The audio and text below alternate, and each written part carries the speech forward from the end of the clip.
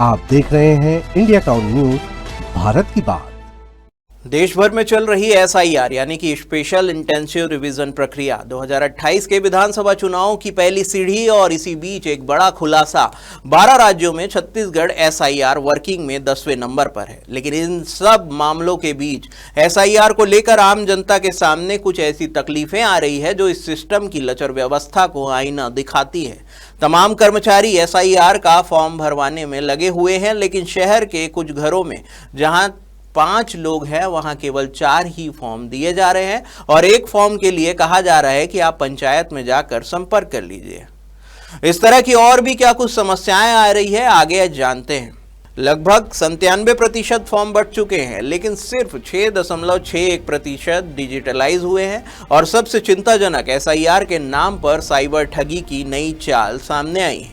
BLO पर दबाव, महिलाओं पर फॉर्म भरने की जिम्मेदारी, शादी के बाद जिन जिले बदलने वाली महिलाओं की परेशानी और रायपुर में पार्षद बीएलओ विवाद ने इस प्रक्रिया की पारदर्शिता पर सवाल खड़े कर दिए। नमस्कार, आप देखना शुरू कर चुके हैं इंडिया टाउन न्यूज, भारत की बात, और मैं हूं आपके साथ सुधीर मिश्रा। आज हम आपको सिर्फ आंकड़े नहीं दिखाएंगे बल्कि पूरा सच, जमीन पर चल रही दिक्कतों से लेकर साइबर क्राइम तक सब कुछ इस रिपोर्ट में उजागर करेंगे। भारत निर्वाचन आयोग ने 17 नवंबर दोपहर 3 बजे तक की एसआईआर स्थिति जारी की है। छत्तीसगढ़ में 97.67% गणना फॉर्म वितरित, सिर्फ 6.61% फॉर्म डिजिटलाइज। कुल फॉर्म लगभग 2,07,36,241, जिनमें डिजिटलाइज हुए हैं 14,02,544। 12 राज्यों की सूची में छत्तीसगढ़ 10वें स्थान पर है, जबकि सबसे अच्छा प्रदर्शन गोवा का बताया जा रहा है। देश भर में 50,97,00,000 मतदाताओं को फॉर्म बांटे गए हैं, लेकिन सिर्फ 8.68% फॉर्म डिजिटलाइज हुए हैं। यानी फॉर्म बांटने की स्पीड तेज, लेकिन डिजिटलाइजेशन मतलब उसको डिजिटल फॉर्म में कन्वर्ट करना, जिसका कार्य बहुत ही धीमा चल रहा है। एसआईआर यानी कि स्पेशल इंटेंसिव रिवीजन का मकसद है नए वोटर्स को जोड़ना, मृत या शिफ्ट हुए मतदाताओं को हटाना, गलतियों को सुधारना और वोटर लिस्ट को पूरी तरह से अपडेट करना। इसके लिए बीएलओ घर घर जाकर लाखों परिवारों से फॉर्म भरवा रहे हैं। इस प्रक्रिया में शामिल हैं जो अधिकारी, उनमें शामिल हैं आरआई, पटवारी, राजस्व निरीक्षक, आंगनबाड़ी कार्यकर्ता, जिनमें बीएलओ और बीएलए की कुल संख्या है 63,217 और राजनीतिक दलों के बीएलओ की संख्या है 24,371। लेकिन जमीन पर तस्वीर उतनी सुचारू नहीं जितनी दिखाई देती है। चुनाव आयोग का एक मकसद है कि जो वास्तविक नागरिक है उनके लिए एसआईआर फॉर्म भरा जाएगा। जो नहीं है, इंडिया के बाहर के, उनका नाम कटा जाना चाहिए। ये शॉर्ट में है। तो जैसे कि एक क्वेश्चन ये है कि बहुत से लोगों का नाम वोटर लिस्ट के ड्राफ्ट से गायब हो गया, जबकि पहले सूची में था। तो ऐसी कोई समस्या भी देखने को मिल रही है? आप अभी तक तो हम लोग नहीं देखे इस टाइप से समस्या हमारे तरफ। समय का तो थोड़ा सा अभाव है, बट मुझे लगता है कि हो जाएगा। 100% नहीं होगा, लेकिन 90% तक तो चले ही जाएगा। और मान लो 10% बच भी जाएगा तो उसके लिए हो सकता है समय दे दी। तो जैसे अभी इस प्रक्रिया को कंप्लीट करने के लिए जो डेडलाइन कब तक की दी गई? 4/12/2025 तक। 4/12/2025 तो क्या इस समय में ये प्रक्रिया पूर्ण हो पाएगी? अब मेहनत सभी लोग कर रहे हैं, कोशिश सबकी जारी है, तो हम लोग को भी लग रहा है हो जाएगा। बट थोड़ा सा नेट का इशू बस रहता है। नेट अगर आ जाए अपने पास तो फिर हो जाना चाहिए, ऐसा सोचते हैं हम लोग, और कोशिश भी करेंगे कि पूरा करने की। इस मामले पर जो समस्या आ रही है उनके बारे में हम आपको अवगत कराते हैं। जिन महिलाओं की कभी शादी हो चुकी है और वे एक नए जिले में शिफ्ट हो चुकी हैं, उन्हें एसआईआर फॉर्म भरने में भारी दिक्कतें आ रही है, क्योंकि एसआईआर फॉर्म में माँ बाप, परिजन और रिश्तेदारों के 2003 वाली पुरानी वोटर लिस्ट की डिटेल्स मांगी जा रही है। ग्राउंड पर इसका कोई ठोस समाधान नहीं है। बीएलओ के पास भी स्पष्ट निर्देश नहीं है। चलिए सुनते हैं उन्हीं की जुबानी। इनका नाम 2003 में है, ठीक है। तो ये 2003 में इनका नाम है, तो इनका यहाँ पर देखो ये जो है भाग संख्या, ये क्रम संख्या लिख दी है इसको, इसी से हम लोग इसको एंट्री कर देंगे। और मान लो इनका बेटा है, पुत्र है, तो उनका नाम 2003 में नहीं है, तो उनकी माता का हम इनके माता का हम यहाँ पर इनका डिटेल भरेंगे और फॉर्म को फिलअप करेंगे। अच्छा, मतलब जो पहला फॉर्म है उसमें हाँ, जो मेन यहाँ पर उनका आएगा, उनका स्वयं, और जो उनके पुत्र है वो उसका कॉलम ये वाला है, और ये जो ये वाला है ये स्वयं के लिए, जैसे कि इनका नाम 2003 में है, ठीक है, तो उनके लिए है ये। अच्छा, ये वाला कॉलम। और इनके जो पुत्र है, पुत्री है, ये इनके लिए कॉलम यहाँ पर। इससे लाखों महिलाओं के फॉर्म लंबित है।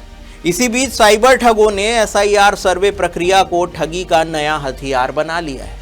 फोन करके लोगों को कहा जा रहा है कि आपके एसआईआर का वेरिफिकेशन का ओटीपी आया होगा, भेज दीजिए। लेकिन मुख्य निर्वाचन पदाधिकारी ने साफ कहा है कि एसआईआर फॉर्म भरने के लिए ओटीपी की किसी भी तरह की जरूरत नहीं है। कोई भी बीएलओ अधिकारी या फिर कर्मचारी ओटीपी नहीं मांगता। यह साइबर ठगों की नई चाल है। करा जा रहा है, उससे संबंधित जो भी जानकारी है हम यहाँ पे संबंधित जो इससे संबंधित जो अधिकारी है या बीएलओ है उनसे जानने की कोशिश करेंगे। तो एसआईआर है क्या? ये एसआर फॉर्म है, ये जिसमें मतदाता सूची में जिसका नाम है उसको हम लोग एसआर फॉर्म भर रहे हैं। ये ठीक है, एसआईआर ये फॉर्म है।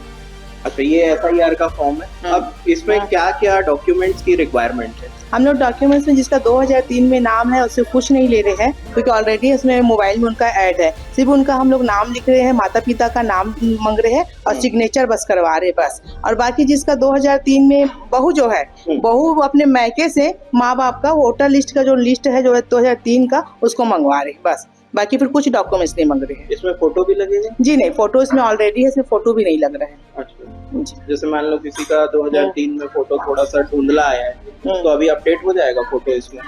अभी मतलब अभी तो पहले मांग रहे थे, आप तो बोल दिए कि फोटो भी मत लो, सिर्फ फॉर्म को ले लो, माता पिता का नाम लिख दो और उसमें दस्तखत करवा दो, बस फिर वापस दे दो। और जो बहू लोग है उनके मैके से हम उनके माँ बाप का 2003 का लिस्ट मंगवा रहे हैं और उसको इसमें जोड़ रहे हैं।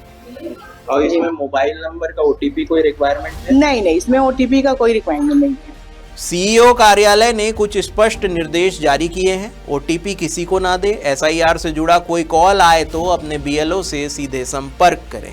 यदि कोई धमकाए या दबाव बनाए तो तुरंत पुलिस को शिकायत करें। राज्यों की पुलिस ने भी चेतावनी दी है कि एसआईआर के नाम पर हो रही यह ऑनलाइन ठगी तेजी से बढ़ रही है। अधिक जानकारी के लिए उन्होंने हेल्पलाइन नंबर जारी किया है, जो नंबर है 1950। अब बात उस विवाद की जिसने एसआईआर प्रक्रिया पर बड़ा सवाल खड़ा कर दिया है। रायपुर के वार्ड नंबर 42 में महिला बीएलओ और पार्षद के बीच बड़ा विवाद हुआ। पार्षद अंबर अग्रवाल ने बीएलओ निशा शर्मा के खिलाफ लिखित शिकायत देकर उन्हें हटाने की मांग की है। वहीं बीएलओ का आरोप है कि पार्षद ने धमकी दी है, काम रोकने की कोशिश की। यह विवाद चुनाव आयोग की उस कोशिश पर सीधा प्रहार है जिसमें एसआईआर को पूरी तरह से निष्पक्ष रखने की बात कही जा रही है। छत्तीसगढ़ में कुल मतदाता है 2,12,30,000। पोलिंग बूथ है 24,371। जिला निर्वाचन अधिकारी 33 और सहायक रिटर्निंग अधिकारी है 467। और एसआईआर पूरा होने के बाद 2028 का चुनाव होगा नई और अपग्रेडेड वोटर लिस्ट के साथ। यानी यह प्रक्रिया राजनीतिक रूप से भी बेहद महत्वपूर्ण है। सवाल यह है कि 97% फॉर्म बांटे जा चुके हैं, लेकिन सिर्फ 6.61% डिजिटलाइज कैसे हुए? क्या टीमों को पर्याप्त प्रशिक्षण नहीं मिला? क्या जमीनी स्तर पर स्टाफ की कमी है, या फिर राजनीतिक दबाव, विवाद और फॉर्म की जटिलता डिजिटलाइजेशन में बाधा बन रही है? यह सिर्फ प्रशासनिक मुद्दा नहीं, ये हर नागरिक के वोट का अधिकार से जुड़ा हुआ मामला है। एसआईआर 2025 सिर्फ एक सर्वे नहीं, लोकतंत्र की नींव तैयार करने की प्रक्रिया है। किसी का नाम गलत हो जाए, किसी का हटा दिया जाए, किसी का जुड़ ना पाए तो 2028 के चुनाव पर सीधा असर पड़ेगा। इसलिए जरूरी है कि जनता जागरूक रहे, बीएलओ ईमानदारी से काम करे और प्रशासन सभी विवादों का समाधान तेजी से करे। इंडिया टाउन न्यूज एसआईआर की हर कार्रवाई पर नजर बनाए रखेगा। फिलहाल के लिए बस इतना ही। देश प्रदेश की तमाम खबरों से अपडेट रहने के लिए देखते रहिए इंडिया टाउन न्यूज, भारत की बात। नमस्कार। आप देख रहे हैं इंडिया टाउन न्यूज, भारत की बात।